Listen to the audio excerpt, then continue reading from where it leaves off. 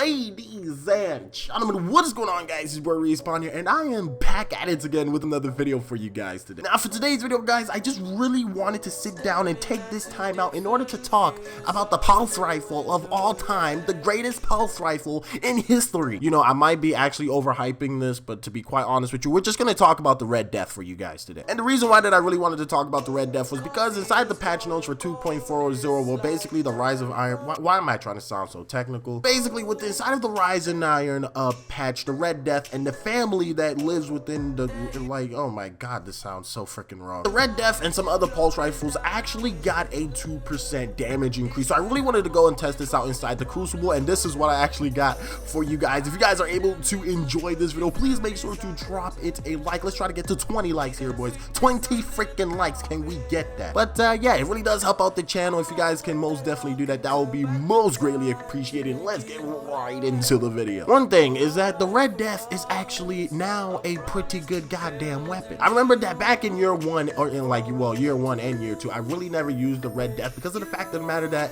like, I just suck with pulse rifles in general. Like each and every gun that I've ever used here on Destiny, whenever I was tossed a pulse rifle, I always died. If it wasn't an auto rifle, a scout rifle, or a hand cannon, I was always dying because pulse rifles just take so much freaking skill in order to use. Well, you know, in my opinion. But either way, I decided to slap on the Red Death, and I decided to give it a try. So this is actually what I have here on my Red Death here, ladies and gentlemen. And please do not judge me because I am still a Destiny noob. I'm trying to learn the game. Can you at least give me that? But today for you guys, I have accurized ballistics along with the unflinching with the high caliber rounds and the freaking Red Death perk. Well, of course, it's the Red Death for a reason. And then I decided to slap on the side on the Havoc Pigeon. I mean, you know, for one, like, I actually got it with inside of a Crucible package and I wanted to try it out. But then two, I just realized how much of a deadly combo these two are together. Well, for me, I don't know for you guys, because you guys have way better weapons than me, but for me, man,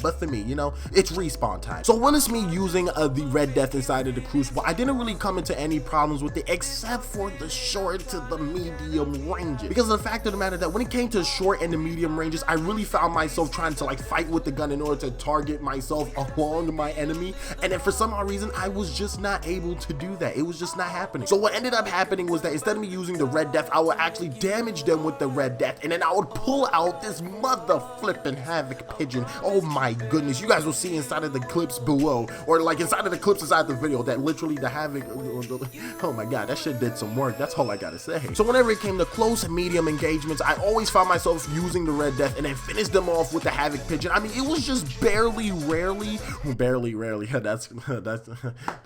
so dumb, but it was just barely at times when I would just literally kill them off solely with the Red Death because of the fact of the matter of the precision damage. You know, them headshots actually really came into play. I'm really glad that them headshots kind of helped me out, goodness gracious. But when it came into the long range, that is where the Red Death just like shined to me. I don't know what it was about this Red Death, but when it came to long range encounters, the Red Death just shined. There was no need in order to pull out the Havoc Pigeon. If I pulled out the Havoc Pigeon, it was because like I was stupid, and 9 times out of 10 it resulted inside of a death. But needless to say, like when it came to long range encounter, the Red Death was just amazing. And then when it came to short and medium ranges, I literally had to switch out to the Havoc and just finish them off right there. And just for the sole purpose that, like, at first I had single point sling on the Red Death so that I could switch out to my Havoc faster, was just freaking amazing. I mean, like, until when I found out that the Havoc Pigeon had quick draw, and I was just like, why the hell am I using single point sling? Let me just use the freaking oversized ballistics. Like, what am I doing? So at the end of the day, for me, like, I would honestly use